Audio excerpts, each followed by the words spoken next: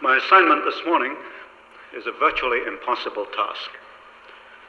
I have 50 minutes to summarize 15 years of research and half a dozen books. What I propose to do is outline the story of our construction of the Soviet Union.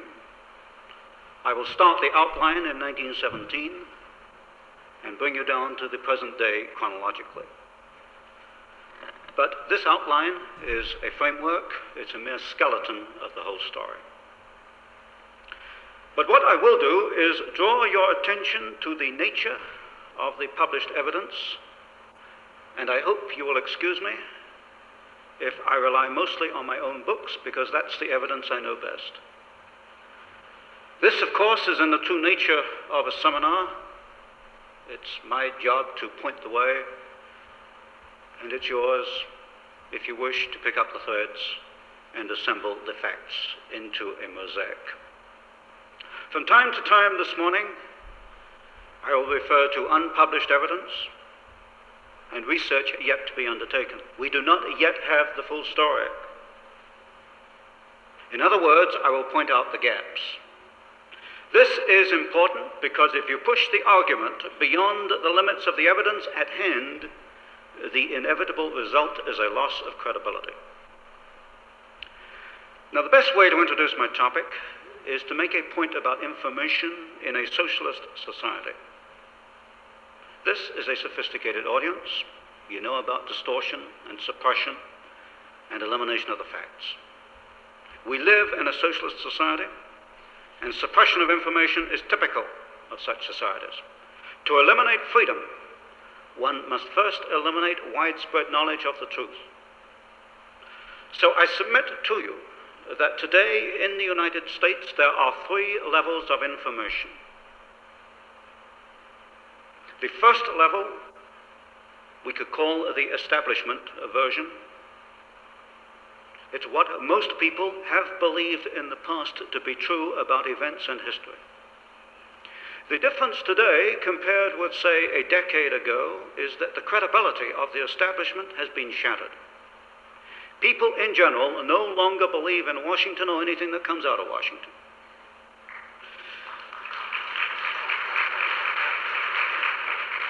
So this first level is what the government or the establishment wants you to know. Only coincidentally is it the truth. The criteria they use are two, I suggest. One, they say, what do we want them to know? And secondly, they say, is it consistent with what we told them last time? And sometimes they slip up and then the statements become inoperable. Then we have the second level of information, sometimes called the revisionist level. It challenges the first level, but it's still based on documents and information released by the bureaucrats and politicians in Washington. It does not get to the root of the problem. It doesn't get to the root of the problem because it relies mainly on facts which they decide can be released. I would suggest, and I hope you won't take this unduly critically, that the critics of the Kennedy assassination probably fall within this category. There's no question they're onto something. But they're still at the second level because they rely on information which it has been decided can be released. They will not get to the third level until they get all the information within government files, and that, I understand, may take 75 or 100 years.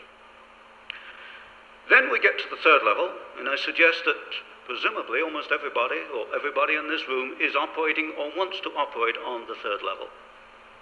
It is based on new documentary evidence that has to be rooted out. From the research viewpoint, you have to know where to look, you have to know about its existence, you have to demand it, you have to get it declassified. You must accept, when you're in my position, that when you initially publish it, most people will not believe you. They will not believe you because the establishment version got in there first, and the mass of the media, and I'm not blaming the media for this, got behind it and publicized what they believe to be the truth. But we're now getting a number of very solid, substantial books written on this third level. I'll give you some quick examples. Colin Simpson, The Lusitania, an attempt to bring the United States into World War I, documented. Julius Epstein, Operation Keelhaul. A very new book by Guy Richards, The Rescue of the Romanovs. The Tsar was not murdered, as the establishment would like you to believe. From the liberal side of things, I would suggest Jules Archer, The Plot to Seize the White House. So I emphasize this morning that my outline is going to be at the third level. It's based on authentic and original documentation, mostly from government files. It is directly and verifiable evidence. I always make the citations and the references. Up to a few weeks ago, I could always say that the facts have never been openly challenged. There was a recent exception in London, because I'm getting somewhat more publicity in Europe than I am here. The Soviet Weekly decided to counter some of my arguments. It was probably forced to do so. Unfortunately, they picked the wrong example. They said I was wrong about the Soviet Marine, merchant marine, and the origin of its diesel engines. They said my figures and facts were wild. Unfortunately for Soviet Weekly, this is one case where all my evidence came from Russian sources. So I pointed out to the Soviet Weekly, it's quite obvious that the Soviet right hand doesn't know what the Soviet left hand is doing. So let's get to the point. How did the Soviet Union become a world power? Let's go back to the revolutions. The two revolutions in 1917. The first revolution in March of 1917 overthrew the Tsar and replaced the Tsar with what would well have been a constitutional government. These were the first shaky steps taken in March 1917 towards a constitutional government in Russia. This constitutional government was overthrown by the Bolsheviks in November of 1917. There is major evidence, which I have published, of US involvement. Not on the side of the formation of a constitutional government, but on the side of the Bolsheviks. Not the March Revolution, but the November Revolution.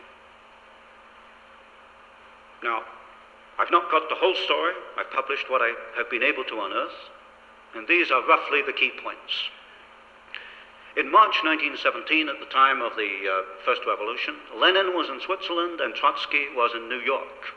They were the two major operators in the Bolshevik Revolution. Lenin returned to Russia with the aid of the German High Command.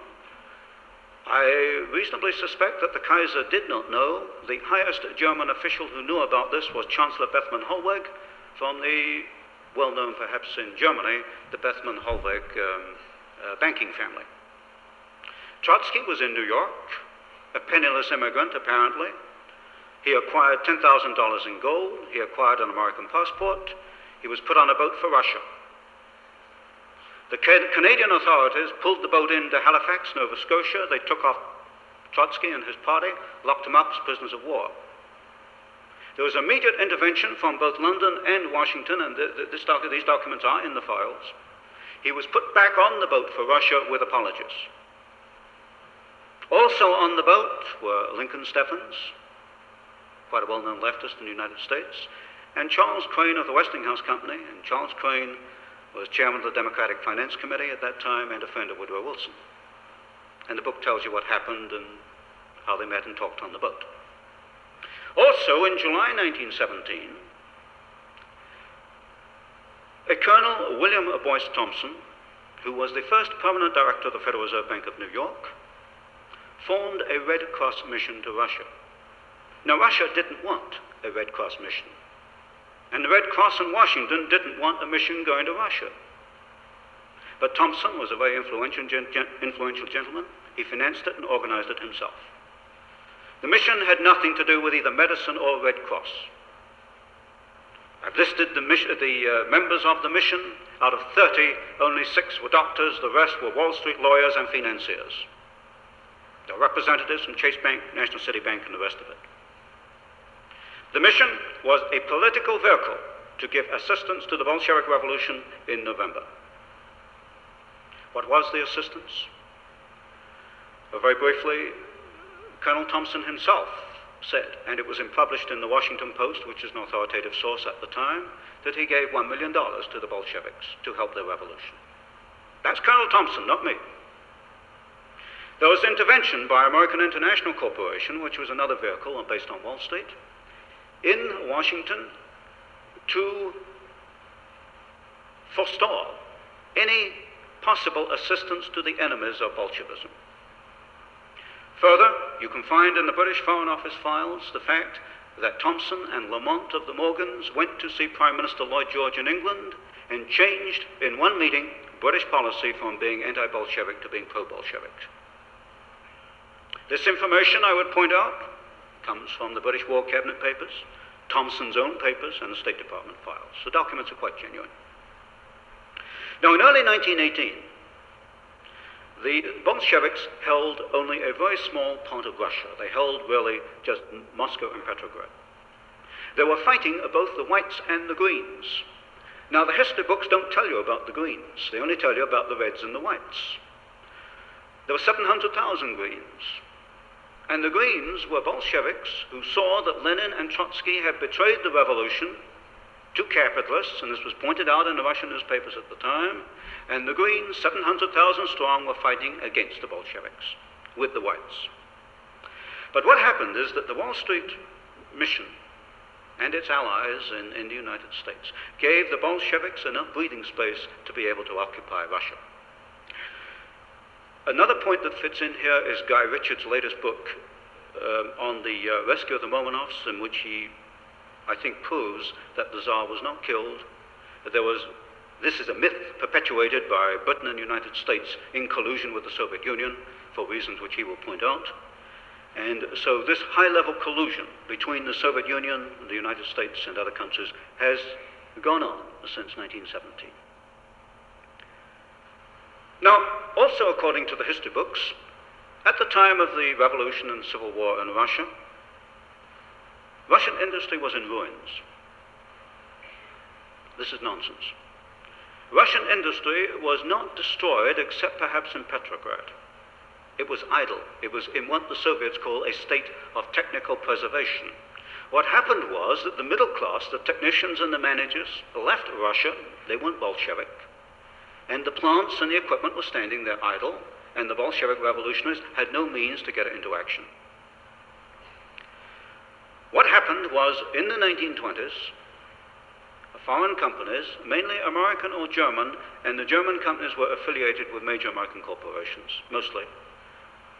These companies went into Russia, and they gave technical assistance, or they took foreign concessions, some 300 or 400 of them, and this got the Soviet Union off in economic development. This, of course, I've covered in the very first book I put out back in 1968, the period from 1917 to 1930, how very prominent firms like Westinghouse, General Electric, Ford Motor Company, Standard Oil, these firms, through concessions and technical assistance agreements, enabled the idle Russian industry to get restarted under the Soviets. There are two names which should not be forgotten from the 1920s. Averell Harriman, who was operating the Georgian manganese concession, and Armand Hammer, whose father, of course, Julius Hammer, was executive secretary of the Communist Party USA. That is something the Los Angeles Times never prints, but it's quite verifiable. So the Soviet Union, in that first decade, was enabled to survive and recuperate with the assistance of German and American firms. I would point out, to keep the text straight, that the State Department was not at fault, as I see it. It's quite clear from the files, as I have read them, that State Department officials could look ahead. They saw the possibility of war, like Korea and Vietnam, where the Soviets would supply the other side. They looked ahead and they say, no, stay out of the Soviet Union, let it find its own feet, and we should not help to build it up. By 1928, the Soviet Union, with Western assistance, had restored a 1913 output. And the Soviet planners began to think about the five-year plans. Maybe a few of you will remember that back in 1930 in the United States, there was a great publicity about the great experiment in the Soviet Union, pulling up by the bootstraps, a model for Roosevelt's New Deal to copy. How a socialist society could do all kinds of wonderful things a free enterprise society could not do. How free enterprise was outmoded. And who was saying this? Well, we find socialist Norman Thomas, and we find Roosevelt. But we also find, for example, a Gerard Swope, a president of General Electric Corporation, and we find Bernard Baruch. Those men that I call the corporate socialists who run large corporations then and now, I submit, are betraying a free enterprise society. Now, the Soviets certainly acquired a massive capacity in the first and second five-year plans. That's during the late 1920s and the whole decade of the 1930s. What has not been said historically is how they acquired this massive capacity. Simple common sense would tell you that a backward country just does not start to build modern steel mills and automobile plants. That's just common sense. The first five-year plan was almost entirely built by foreign corporations. General Electric, Ford, DuPont, Koppers, Badger, Foster Wheeler, Universal Oil, Douglas Aircraft, Radio Corporation of America, Pratt & Whitney, Hercules Powder, United Engineering, McClintock and Marshall, McDonald Engineering, McKee Corporation, you name it. Amongst the large U.S. construction corporations, they were there in Russia between 1928 and the beginning of 1933. The plants they built in the first five-year plan were far larger in capacity and far more technically advanced than they were building elsewhere in the world. And the second five-year plan in Russia, although this does not come out, of course, in the official documents, was really bringing into production the tremendous capacity built by these firms in the early 1930s. The first five-year plan itself was not laid out by Gosplan. The Gosplan plan was just not workable. The final technical plan that was utilized was actually drawn up by a firm of industrial architects, Albert Kahn of Detroit. United Engineering, to give you a few examples, built a plant in the Soviet Union in the early 1930s to produce the longest aluminum sheets in the world, and these, of course, are essential for aircraft manufacture. This was the time when all-metal aircraft were just beginning even in the West.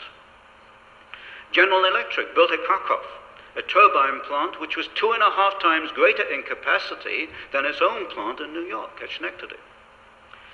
There were 3 gigantic tractor plants built in the Soviet Union, and the Soviets built more Internationals and more Caterpillars than those two companies built in the United States.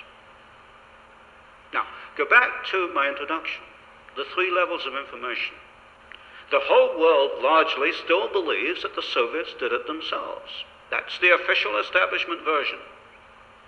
In reality, the Soviets didn't do it. It was done by Western free enterprise. The cost in Russia were the millions of Russians who died in labor camps. I'd point out Solzhenitsyn's arguments, Julius Epstein, Operation Keelhaul. Did the American firms know about this? Yes, they did. They lied in their public announcements when they said there was no forced labor in the Soviet Union, and they knew they were lying. I know they were lying because I've seen the reports in the State Department files. The engineers on site in Russia were protesting. It was the time of the Depression, they had to have a job, and the firms told them to do nothing, say nothing, keep quiet. And I submit that our larger corporations, the corporate socialists, were no more interested in Russians dying in the early 1930s than they were in Americans dying in Korea and Vietnam with technology they had installed in the Soviet Union. And yet the way this world is put together, it's the Harrimans and the Hammers and the Morgans and the Rockefellers who are admired and lauded. And those who plead for human decency and state the facts of dictatorship are slandered and insulted. And we find, regrettably, academics fall over themselves to perpetuate the myth. When Solzhenitsyn recently pointed out the loss of freedom in Russia, the cost of détente, the idiocy of the U.S. firms, you'd think the academics would rush in and support him. But no. I'd quote from one at Claremont College, reported in the LA Times, July 24, in which gentleman Fred Warner Neal, who's professor of international relations there, member of the CFR, that will interest you, he calls Solzhenitsyn a political screwball and says that his arguments about freedom in Russia are untrue, that actually there is freedom in Russia. Of course, Mr. Neal says nothing about the technical transfers that concern me, and he actually distorts Solzhenitsyn because Solzhenitsyn has never argued that the United States should intervene in Russia to achieve freedom for Russians. He argues that indeed it's a problem for Russians themselves. So back in the early 1930s, Gerard Swope of General Electric and Bernard Baruch and their friends were building the 5-year plans in Russia, but they weren't inactive elsewhere in the world. And this is one period where I've been able to develop most of the story. Roosevelt's New Deal, the NRA, National Recovery Administration, was not drawn up by the Brain Trust or Roosevelt's advisors. It was drawn up by Gerard Swope of General Electric. And I've published the whole thing in the book I've just produced. I call it Swope's plan. It wasn't FDR's plan at all. And Herbert Hoover was quite correct when he called it fascism, because Roosevelt's New Deal was nothing else but fascism along the lines of the Mussolini corporate state. And our friends, Bernard Baruch and General Electric, building up the Soviet Union, were also very active financing and promoting and writing for Roosevelt in the early 1930s. But also, they were active behind Hitler. It's interesting that both Hitler and Roosevelt came to power in early 1933. Now, the story of the promotion of Hitler by our own corporate socialists is yet unpublished. But I'll tell you this much, it'll give you the flavor of the book. I have the bank transfer slips, which is about the hardest kind of evidence you can get, of funds going from large corporations to the Nazi Party, and particularly a political slush fund operated by Rudolf Hess. This was very important in the early 1930s when the Nazis needed all the money they could get to finance their gangs of goons going around the streets beating up people and the various payoffs and this kind of thing. One of these transfer slips refers to German General Electric, 60,000 Reichsmarks. And two directors of German General Electric will interest you, or should interest you. One is Gerard Swope, General Electric, and the other is Owen Young of the Federal Reserve Bank of New York. So what we find is, when we begin to probe behind the scenes of history, is that we have these gentlemen promoting 3 brands of socialism all at the same time. They're building the first 5-year plan in the Soviet Union, they're writing Roosevelt's New Deal for him, and they're trying to get Hitler into power in Germany, all at the same time. So let's go back to the building of the Soviet Union. During World War II, you will remember, there was the massive Lend-Lease program. This pretty much replaced any capacity the Soviet Union might have lost in World War II, but more importantly, it brought the Soviet Union to a fundamentally new technological horizon. I've covered the whole story of this build-up in the Hoover series of books. By 1946, the Soviets had a capacity to do certain things themselves. They could manufacture the shells of factories, that is the building, which is not too difficult, and they could duplicate simple equipment, simple lathes, this kind of thing. But they still needed, and still need today, foreign technology to advance the technological horizon for a quite simple reason, that a socialist planned society cannot advance technologically by itself. And once again, Western businessmen were only too happy to oblige.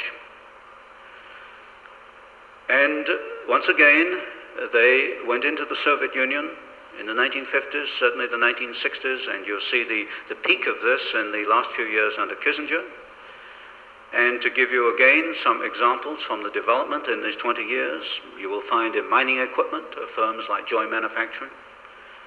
Non-ferrous metals, you'll find they're using, for example, the International Nickel process for nickel smelting, refining. Iron and steel is an exception. The Soviets adopted the classical blast furnace back in the 1930s. Their plans were largely laid out by the Frein Corporation of Chicago. It's a very simple process. What they did was build bigger units, what I call scaling up. And in classical blast furnace technology, they have not come back to the West, but they have done, particularly in rolling techniques, and what you might call the high technology forms of steel and metals. In petroleum processes, you can see the copying of the Lend-Lease refineries all the way up to today. I think just a few weeks ago, there were recent agreements to transfer more petroleum technology to the Soviet Union. In chemicals, Arm & Hammer, Occidental Petroleum, of course, has always played a key role. Textiles, we find Soviet nylon. All their synthetic fabrics are Western fabrics, but of course with different model numbers, different categories. Motor vehicles, all the motor vehicle plants I can identify in the Soviet Union have equipment from the West. They have been able to reproduce simple transfer lines, but as you know, with the Karma plant, still today, these Soviets require equipment mainly from the United States. Soviet Atomic Energy, their first reactor was a copy of the Hanford reactor, but more importantly, they couldn't have achieved their atomic energy program without United States help. I'm very skeptical today about the Rosenberg spy story. What is much more important is how did the Soviets get the industrial technology, the equipment, a very specialized kind of equipment, which is needed for an atomic energy program. This could only come from one of three countries, United States, Switzerland, or Great Britain. Locomotives, for example, we find General Electric is the standard. In aircraft, we find all the Rolls-Royce engines powered the MiGs over Korea. The door, for example, on some of the aircraft is a Boeing door. You go right down the line, it's there. Merchant Marine, I calculated that exactly because the Soviets have published a very exhaustive catalog, great big fat thing, of their Soviet ships. Every ship is there, cataloged with its technical specification. And I can tell you exactly 67% of the hulls were built in the West. 80% of the engines were built in the West. The 20% that were not built in the West were built in the Soviet Union, mainly at Bryansk and in Leningrad, under technical assistance agreements. There's no such thing as a Soviet marine diesel engine. That's what got the Soviet Weekly upset in London and said I was wild. And of course I pointed to their own catalog. And it's right there if they bother to get a calculating machine, which of course will have to be Western, and they can repeat what I did. The computer technology is courtesy of IBM and Radio Corporation of America, but there's an English corporation, International Computers, which has transferred the most advanced of its own computer technology. I did happen to meet a director of this particular company last April when I was in England, and I pointed this out to him that it was his own suicide. He had more to lose than I had. And his argument was that, well, the Americans do it, why shouldn't the British do it? And he was actually unable to see that it was his own suicide. But I did also meet a gentleman from the Dunlop Rubber Company, and Dunlop has been very important transferring rubber tire technology to the Soviet Union, who admitted that so far as that area is concerned, I was exactly correct. In fact, I hadn't got all of it. But he said, well, even if it is my own suicide, I will continue to do it because it's business. And I had no answer to that one. So what I'm saying is that, in brief, all Soviet technology from 1917 right down to the present day comes from the West. And this is based on a very precise technical analysis. It's technical. I look at engines and machines and I look at specifications. It's not something I imagined. I've been at this thing over a decade and a half, and no one yet has proven me wrong on a technical factor. And this is approximately the position today, except that under Kissinger, the Soviets have been able to achieve a fundamentally new technological horizon, of course, with a financial subsidy, because they're getting loans at 6% when you have to pay 10 and 12% with a financial subsidy from the United States. Now, the big problem that I had in the early 1970s was that this was not the whole story. There were at least two remaining problems. One, we were building up Soviet military capability, and there were indications, and I was a little unsure about this in 1970, that this was a deliberate policy on the part of the United States. I called it the X factor. I spotted it perhaps as early as the late 1960s that there was something operating there to enable these massive transfers to continue over a period of decades. And any time you pointed it out, you were immediately slapped down. There was some kind of behind-the-scenes pressure making for these massive transfers.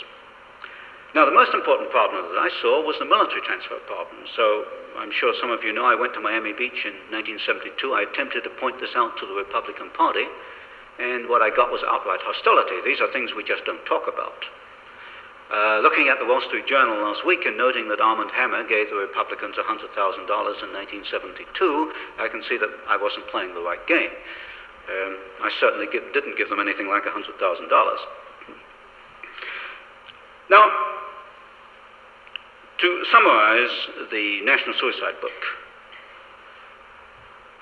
there is no question in my mind that Soviet military capability essentially depends on Western technology. But there is one exception I would point out, that you do not need a free enterprise system to develop military technology, because the military work in a rather different way to an industrialist. The military say, well, this is the next specification we want. They set up a specification and they work towards it, and cost is no object. But within, of course, industry, cost is very much part of your objective. You've got to be competitive.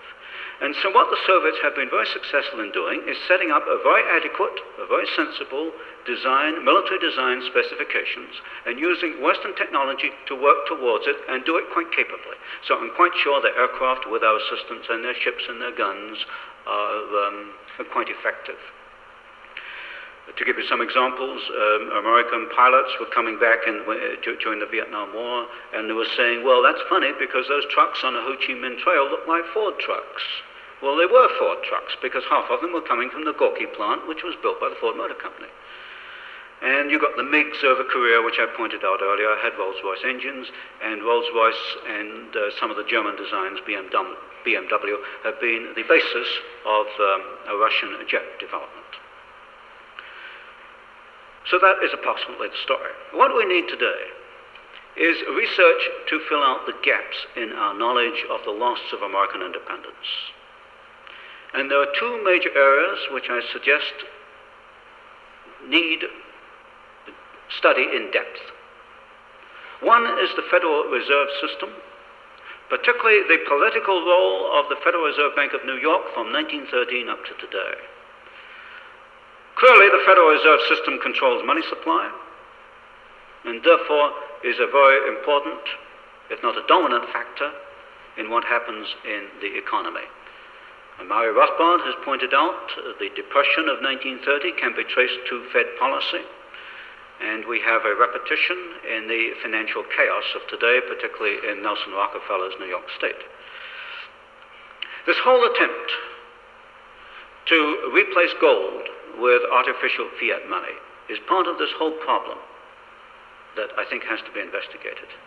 But up to the moment, we can't even get an audit of the Federal Reserve System. The second area, which I think needs to be investigated, is the Council on Foreign Relations. I don't have that much evidence myself, but a number of people I respect a great number of people I respect have pointed out that members of this particular council turn up in a number of key places on a very regular basis. I suspect that one can dismiss 90% of them as being academic hangers-on or social climbers, but there's a core in there which probably well warrants investigation. I can tell you this much.